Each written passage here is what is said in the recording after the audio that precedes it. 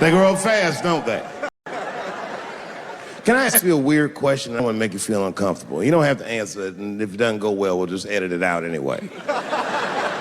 Is it weird to be the only white people in a row?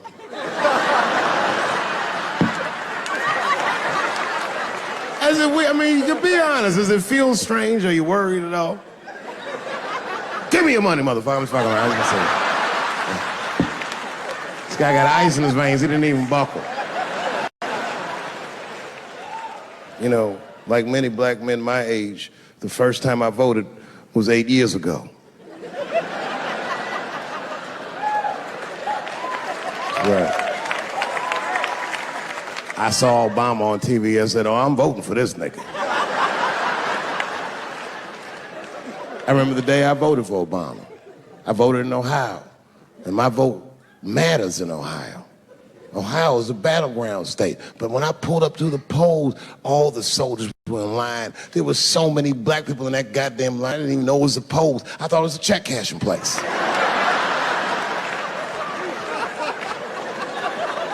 We were hugging each other, and old people were singing hymns and spirituals. They verdict times 10 or some shit. I've never seen black people that happy.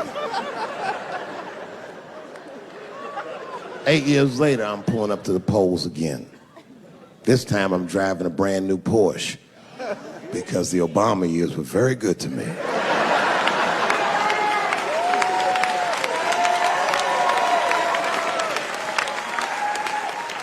I was early voting, and when I parked my car, I figured out something that it would take the rest of the country another week to figure out. I understood that Donald Trump was going to be our next president because in Ohio, unlike D.C., you could see the results in the parking lot. Saw these goddamn pickup trucks and tractors and shit.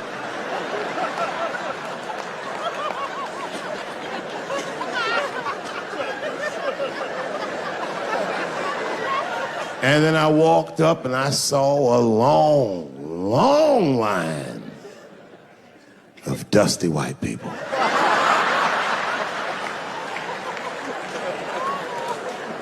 Yes, ladies and gentlemen, these were the poor whites. And I must tell you, I've never had a problem with white people ever in my life. But full disclosure, we've gotten a lot of trouble out of them. And I'd never seen so many of them up close. I looked them right in their coal-smeared faces. And to my surprise, you know what I didn't see? I didn't see one deplorable face in that group. I saw some angry faces and some determined faces, but they felt like decent folk. No, they did. In fact, I'm not even lying, and I didn't sound fucked up, but I felt sorry for them. I know the game now. I know that rich white people call poor white people trash. And the only reason I know that is because I made so much money last year, the rich whites told me they say it at a cocktail party.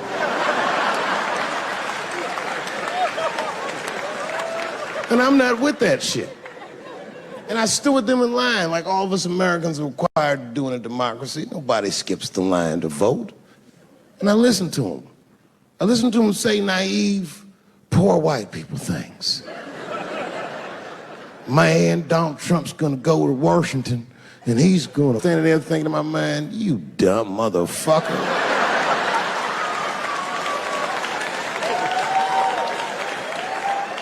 You are poor. He's fighting for me.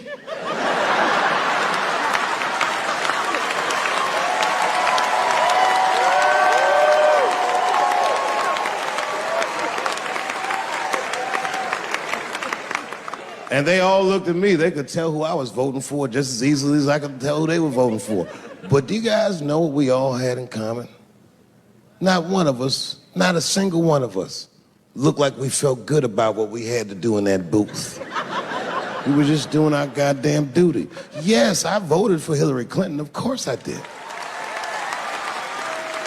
I voted for her because I liked what she said vastly better then I liked what he said. But to be honest with you, at that point, that shit was like watching Darth Vader do the I Have a Dream speech. That bitch is mean as hell. She had already Karate Kid swept Bernie Sanders' legs from underneath him. Boy, it was hard voting for that shit. But it was the lesser of the evils. I know you were a Clinton supporter, Miss I. I'm sorry for her. But it didn't feel as good as it should have. She was gonna be our first woman president. They were gonna make coins out of this bitch.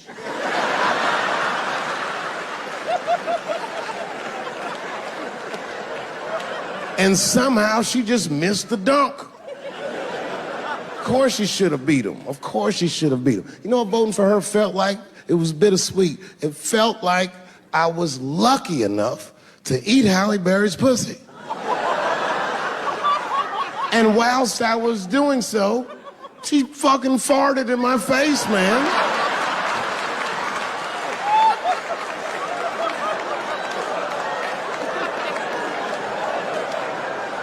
Now you understand, I'd still do it. But boy, I wish she didn't fart in this great nation's face.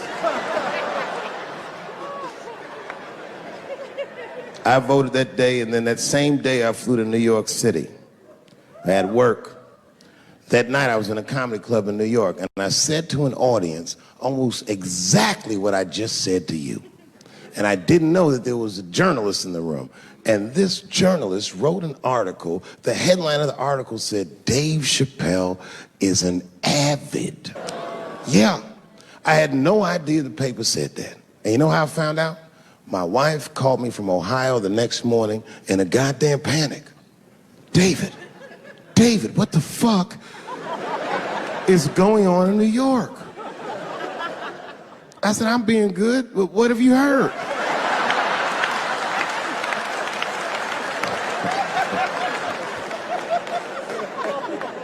And my wife said, the paper is saying that you're a Donald Trump supporter. I was like, whew.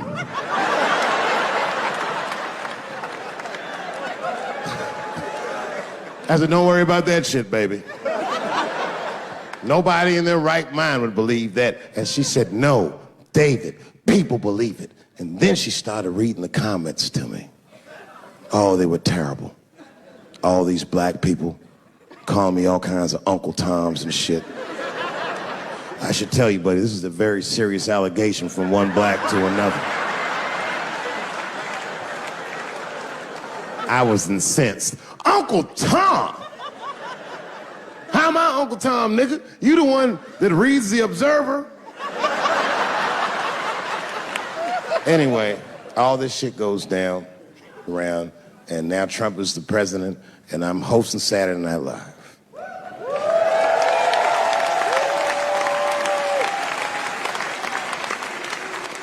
And I didn't really prepare my monologue, I just kind of winged it.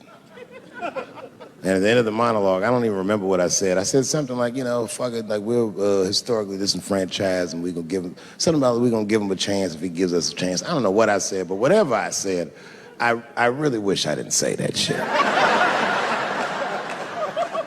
It was not worth the trouble.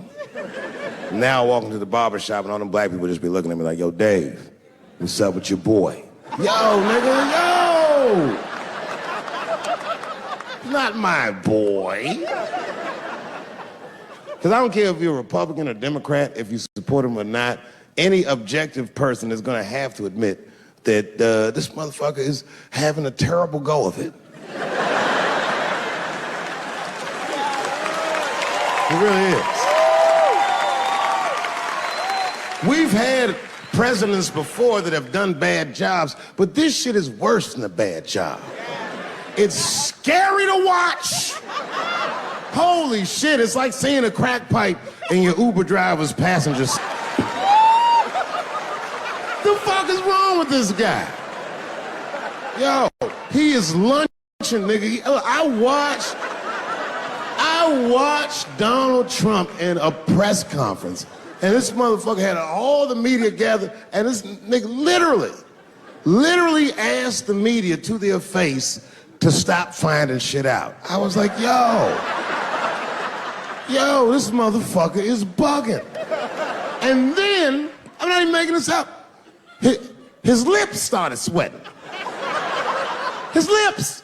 Have you ever seen a motherfucker's lips sweat?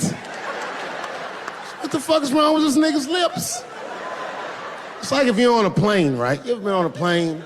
I get scared to fly. I do it all the time. I be scared on there. And sometimes the plane will hit turbulence. And then I get nervous. But I always look at the flight attendant, and she looks calm, and it makes me feel calm. But if that bitch's lips were sweating, it's terrifying. Like, yo, nigga, why are your lips sweating? What do you know?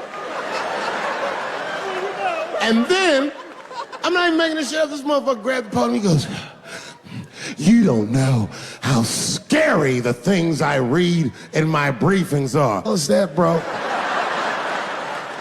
That's bad leadership. Even as a parent, you think I'm gonna sit my kids down? Hey, little man, come here real quick. I just wanna holler at you for a second. Yo,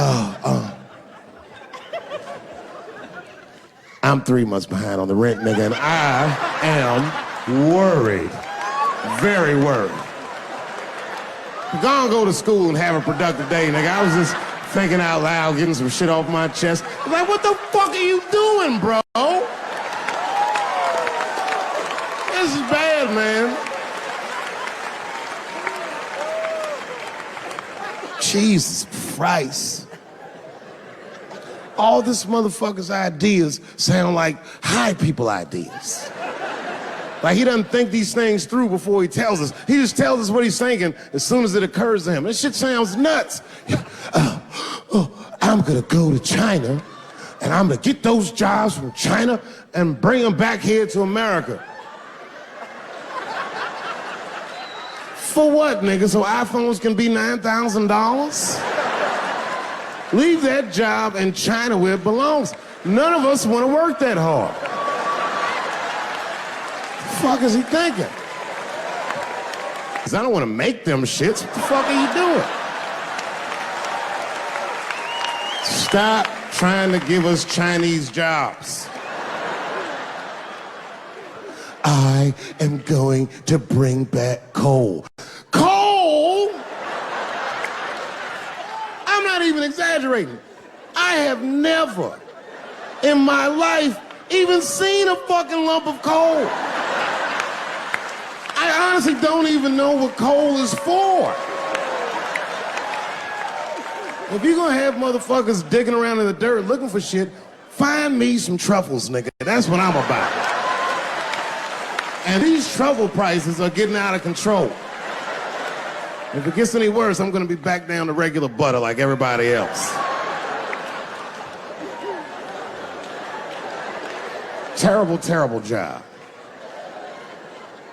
This motherfucker hit North Korea with rap battle threats. Fire and fury, like, yo! Yo, what are you doing?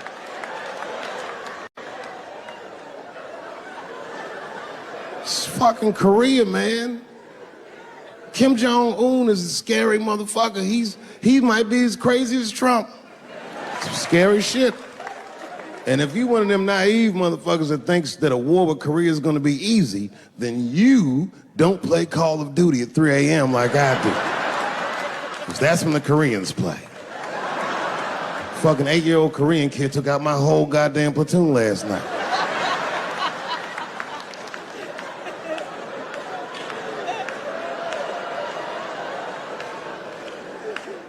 I've never seen somebody in an office so high with the most just basic fucking solutions. Like, you know, we should not let any more Muslims in the country till we can figure out what's going on. Did he just say, figure out what's going on?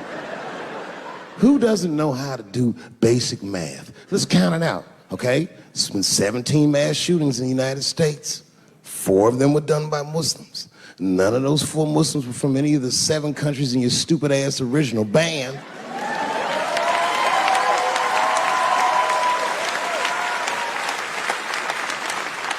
And since he brought it up, the other 13 shootings were done by the Tiki Torch Whites.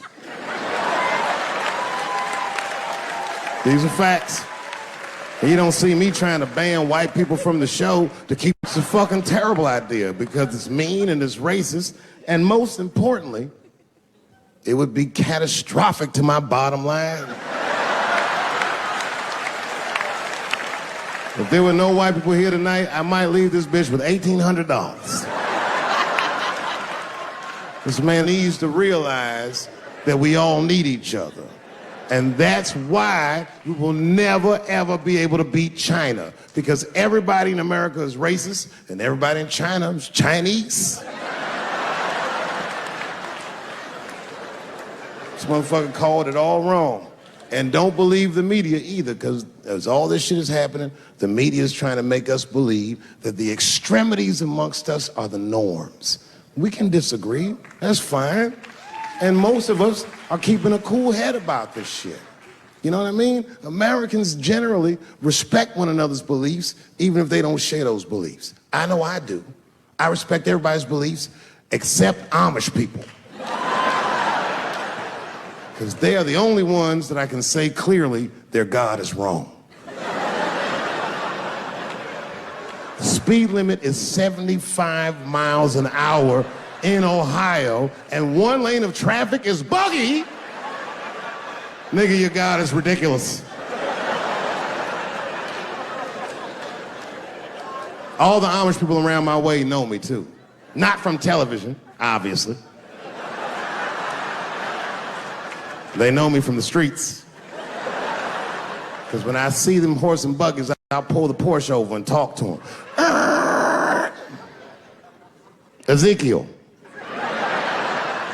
Ezekiel, are you sure that God doesn't want you to have any of this technology or this energy? Huh? Huh? I can't hear you, nigga. Let me turn this air conditioner off. What did you say? And them niggas be like, get away from me, ye. Ye tried to tempt me like the devil. Devil? Nah, bro, I'm trying to put you on to the game, Zeke.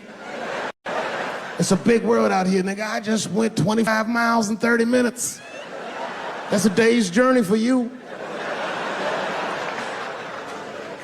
You don't even know what the weather's gonna be tomorrow, do you? I do. You don't even know that there's a valuable Pokemon right on your... I drive away. Huh? Oh, my vape pen? You want to hit my vape pen?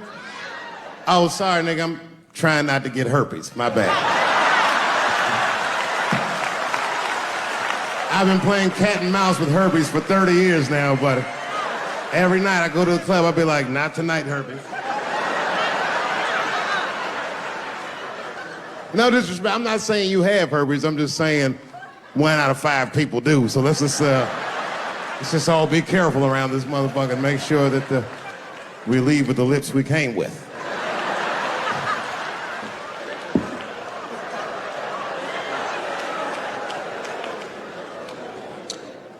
Sometimes I think that the media is hard on Trump. Because I'll see shit that they get on him about that doesn't seem bad to me. Like, a nigga got on Trump about not staying in the White House enough. Who gives a fuck? This motherfucker was rich. Used to shit in a gold toilet. It's true. I don't know if you've ever been to the White House. It looks like a very nice place to work, but I wouldn't want to live in that Scooby-Doo ass house either. That shit's terrifying looking. Imagine you trying to jerk off.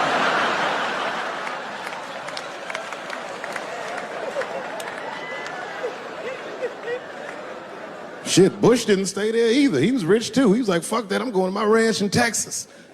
Obama was the first motherfucker to move into the White House like, this is a nice place. Look at this rug.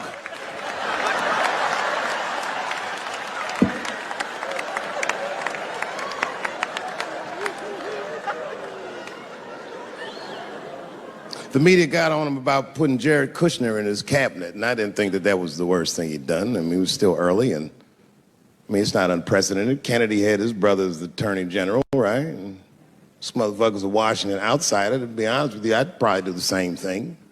As a matter of fact, I do. You think I go to a Hollywood meeting with all them white folks by myself? I bring my nigga Mac Mittens from the streets. I don't even know his real name. Everybody just calls him Mac Mittens. But I know he's not qualified to even listen to these meetings, but this motherfucker just makes me feel good. And all the white people look at me like, Dave, do you mind asking your friend Mac Mittens to excuse us so that we can talk business? And I say, fuck that. Anything you say. And he listened to the whole meeting. And when they done talking, I just look over at Mac Mittens, and if he gives me the signal, meow, meow, I'll sign the papers. It's a gut check.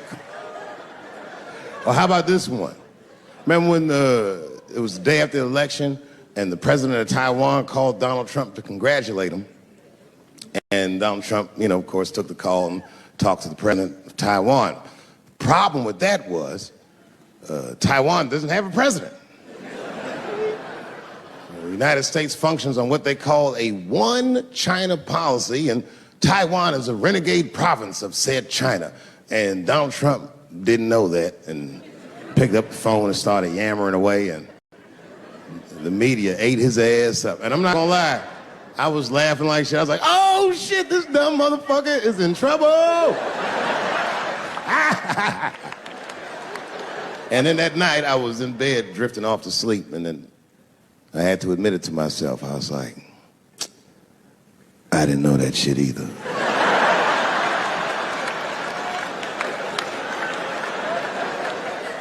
And then I realized the media got the story wrong. The story wasn't that Donald Trump took the call. Nobody told Donald Trump not to take the call. That's terrifying.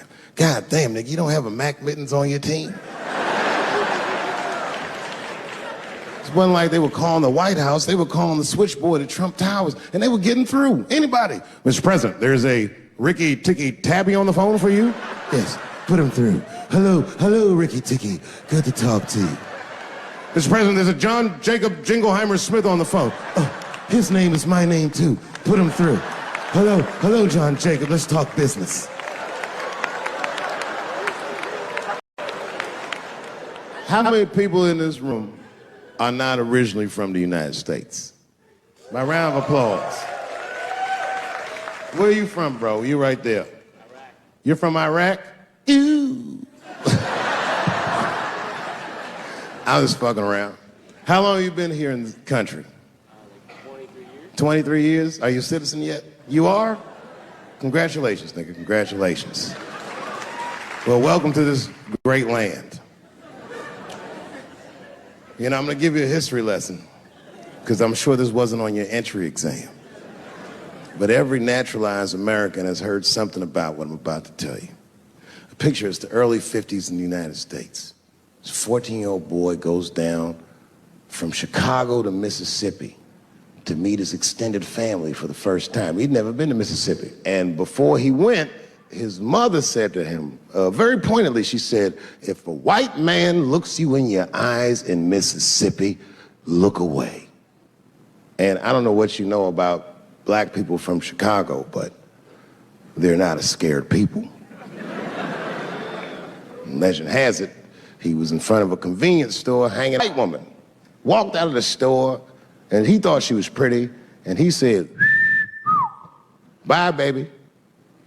Not realizing that he had just made a fatal mistake.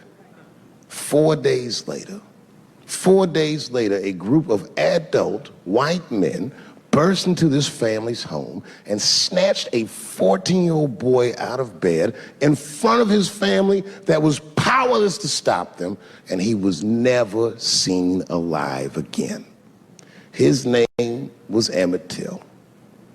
They found his body maybe a few days later. It was in a creek, tied to a wheel so it would sink, horribly beaten and bloated. Hideous. And lucky for everybody in America, his mother was a fucking gangster. She was.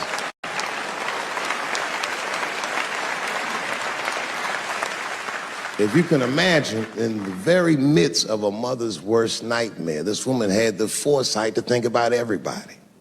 She said, leave my son's casket open. She said, the world needs to see what they did to my baby. And every publication here in the United Times had this boy's horribly bloated body on its cover. And if our civil rights movement was a car, this boy's dead body was premium gas. This was a very definitive moment in American history where every thinking and feeling person was like, ugh, we gotta do better than this. And they fought beautifully, and here we all are.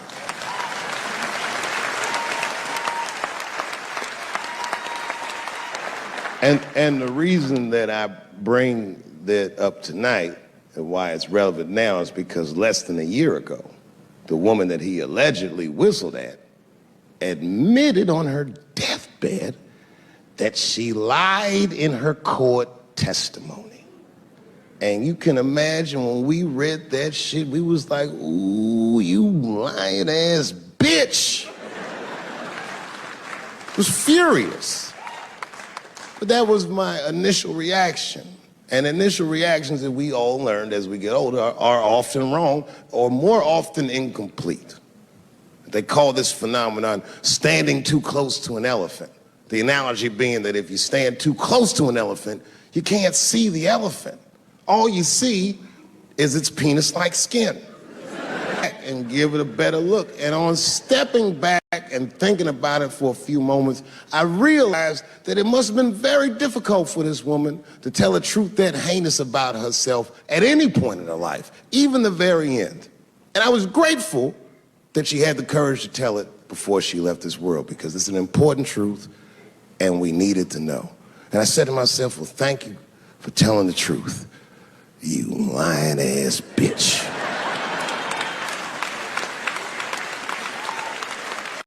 And then time goes on, and then after time, you can kind of see the whole elephant. And it's humbling, because you realize that this woman lied, and that lie caused the murder. But that murder set in motion a sequence of events that made my wonderful life possible, that made this very night possible. How could this be that this lie could make the world a better place? It's maddening. And that's how I feel about this president. I feel like this motherfucker might be the lie that saves us all. Because I have never felt more American than when, Jesus Christ, it's good. And when it happens, I can see everybody that's struggling. So if I'm on stage and I tell a joke that makes you want to beat up a transgender, then you're probably a piece of shit and don't come see me anymore. Or if you don't understand that when a football player takes a knee during the national anthem, he's actually standing up for me, then you might not want to fuck with me anymore. But I swear, no matter how bad it gets, you're my countrymen, and I know for a fact that I'm determined to work shit out with y'all. And if that woman that said that heinous lie was alive today, I would thank her for lying. And then I would kick her in the pussy.